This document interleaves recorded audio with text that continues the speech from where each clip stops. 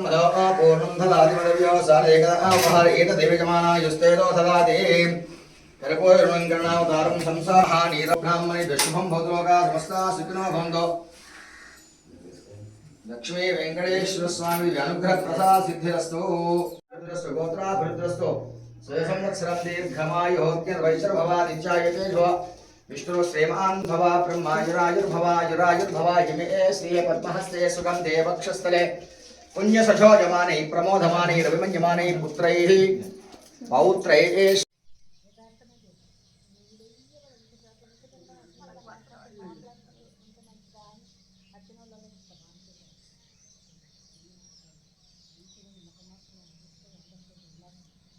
గోవింద గోవింద.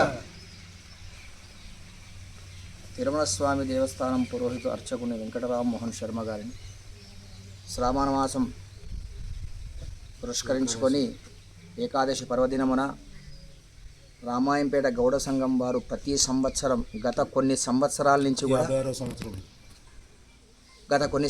నుంచి కూడా స్వామివారి సేవలో ప్రతి శ్రావణ మాసమందు స్వామివారి అలంకారణము, తర్వాత ఆంజనేయ స్వామి అభిషేకము, తదుపరి సాయంకాలము సేవాకాలం అంటే స్వామివారి యొక్క సేవ సంఘం వారందరూ కూడా వచ్చి భగవంతుని యొక్క కృపకు పాత్రులై ఇది 56వ సంవత్సరం నుండి నుంచి కూడా ఇప్పటి వరకు ప్రతి సంవత్సరం చేస్తూ ఈ యొక్క తిరుమల స్వామి కృపకు పాత్రులవుతున్నారు. ఇది పురాతనమైనటువంటి దేవాలయం. చాలా సంవత్సరాల క్రితం స్వయంభుగా వెలిసేటువంటి దేవాలయం.